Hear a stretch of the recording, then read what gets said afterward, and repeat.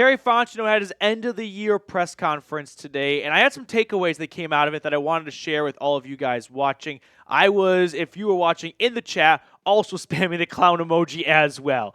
But first things first, I was looking at the analytics in the month of January, and I just want to give a big shout out to everyone who has clicked that subscribe button because we are beating our rival Saints now in subscribers through the first week of the month. So it's a big birthday present to me. I would really appreciate if you go ahead and click that subscribe button down below. Now, the first takeaway I had is, while watching this, I felt like I was watching a modern version of the Big Salad episode from Seinfeld.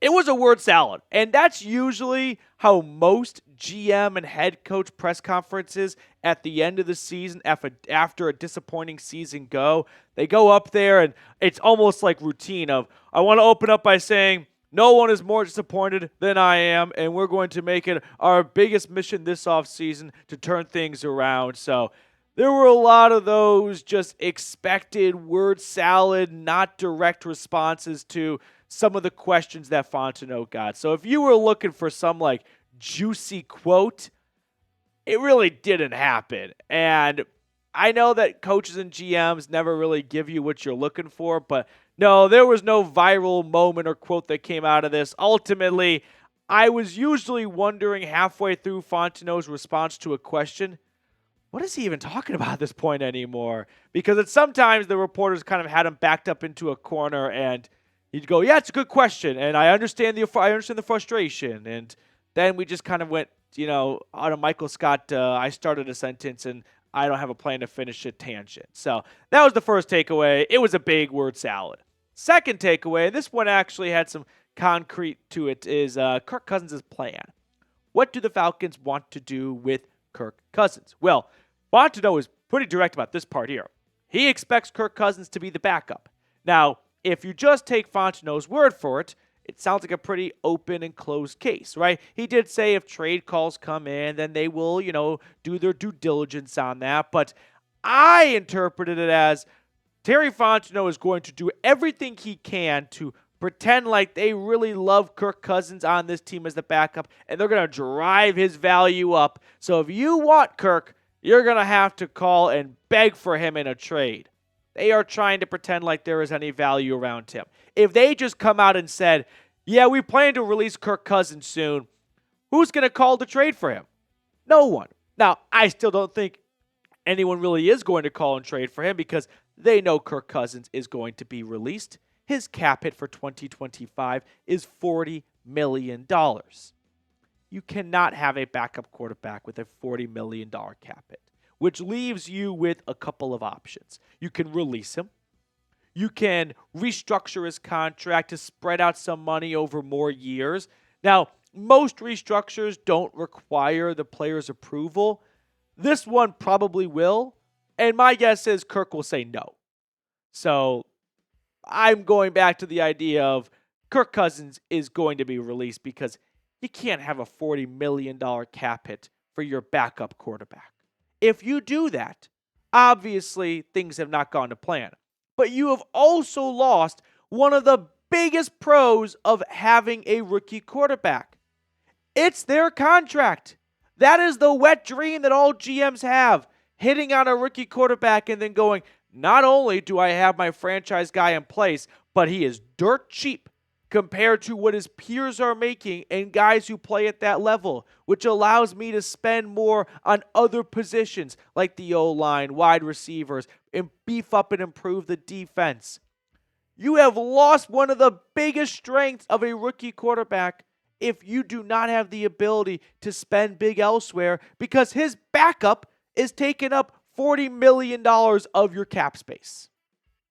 That to me is just way too large of a number to look past. So yeah, I'm not surprised that Morris is trying to drive up Cousins' value. He was asked often, so it was Kirk injured? And they're like, nope, he's healthy. Well, if he came out and said, yeah, actually Kirk is banged up right now, who's going to call for Kirk? No one. He's got to put on this facade that Cousins is elite still, and they love him. He's going to be a great backup, and we don't want to move on from him. For at least a tiny hope that they will get a trade offer, which Cousins has a no-trade clause, so he can say no to any trade offer. And the Falcons can at least come away from this disaster of a signing with something better than nothing. I'm sure that they do like Cousins as a backup, but not for $40 million, right? And also, maybe they do like him as a backup. I've got a tough time believing it wouldn't be incredibly awkward all of next season if Kirk is just hanging out there, helmet on, strapped up. If they do bring him back as a backup, they have to add a clause to his contract that he cannot wear the helmet on the sideline. It's too uncomfortable for everyone, right? It's like we got to just acknowledge the elephant in the room. Kirk, you're not the starter, so get the clipboard and just be Alex Moran. Be a backup. Stop trying to be a starting backup. That's not a thing. You're the backup now. And that's a tough pill to swallow, and most starting quarterbacks retire before they ever get to that point. But if Cousins is going to come back as the backup, put a hat on and somehow ignore the awkwardness, which I don't know Kirk on a personal level. I don't know if it was awkward in the locker room for the last month of the season. But if I'm Penix, I'm kind of wondering, like, I know I'm the starter, but I kind of feel like it would be like if a husband and wife got divorced and then the husband remarried and the new wife came in and, oh, my ex-wife is going to live in the basement still. But we split up. We're just good friends. I'd be uncomfortable with that, right? I feel like this happens in like every other rom-com where the boyfriend is still like really good friends with his ex, but we're just friends now. That doesn't work. You can't be just friends. You got to separate. So I don't think it's in Atlanta's best interest to bring Cousins back as a backup. For the cost, just the elephant in the room. Now, how would you grade Terry Fontenot as a GM? I was spamming clown emojis in the chat at the start, and there were a lot of people coming in to defend Terry Fontenot, talking about how he got Atlanta out of salary cap hell. And listen, you're not wrong. And I would say that the Falcons overachieved in his first year or two, given the resources he had to work with. But we cannot ignore 4 straight losing seasons. I mean, how long are we going to just give him a pass because, well, he did a good job in 2021? It's a what can you do for me now league. And what has he done for me lately? Lose, lose, lose, lose, lose, lose. All they've known is losing. I think a shakeup should have happened, but Arthur Blank is too loyal, and Rich McKay needs to be fired too. So I'd give Terry Fontenot as a GM like a C.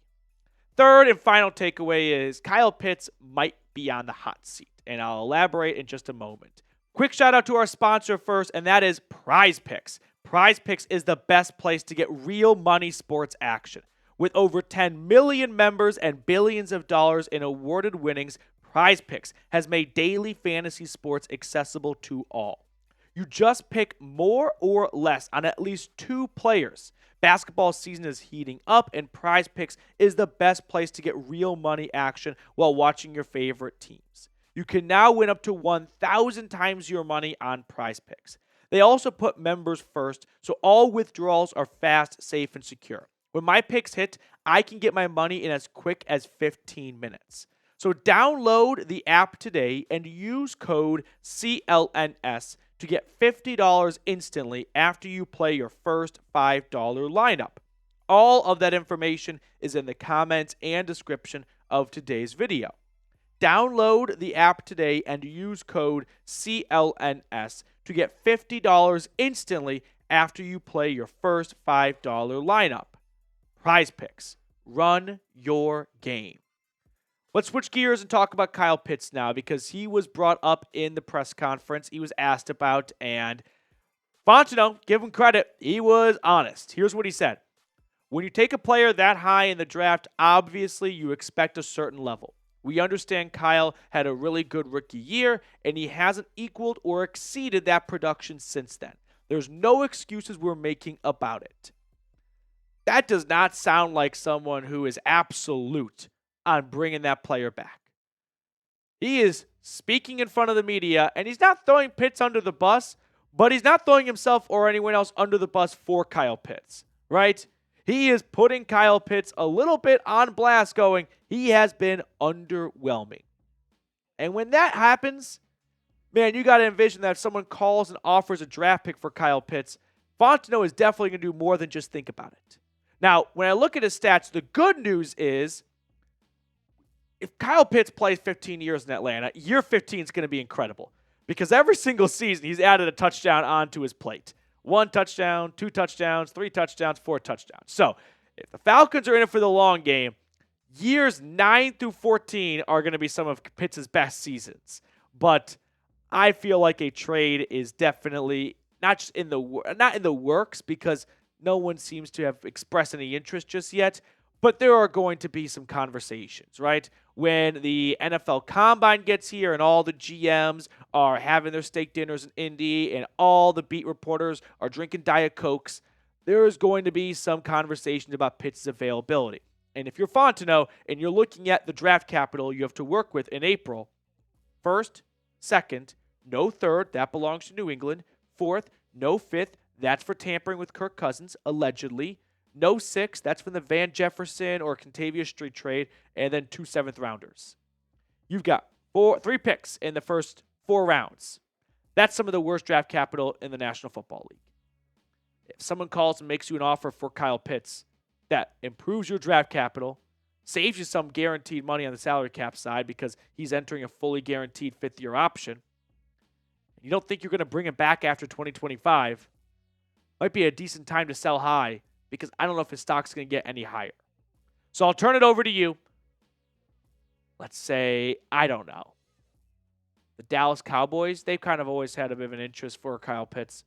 Plus, they traded for Jonathan Mingo from the Panthers simply because Jerry Jones liked Mingo coming out and ignored how Mingo has been underwhelming since entering the league. If the Cowboys called, which they never make fun trades, and said, we'll give a 4th-rounder for Kyle Pitts, are you doing that deal? I know you're probably looking for a little bit more, but you got to face facts here. He's going into the last year of his rookie deal. He's been a little bit on the underwhelming side. I don't think anyone's going to blow you away with a great offer. Maybe a 3rd. I doubt it, though. So, 4th-rounder, you doing that? T for trade or K for keep? Before we sign off, I do want to give a big special shout-out to everyone still watching right now. Really appreciate it. If you still are watching, scroll on down, hit that thumbs up button. Also, if you're still watching, type your birthday down below. Today's my birthday, so I'd love to give you guys a birthday shout-out when your birthday comes around.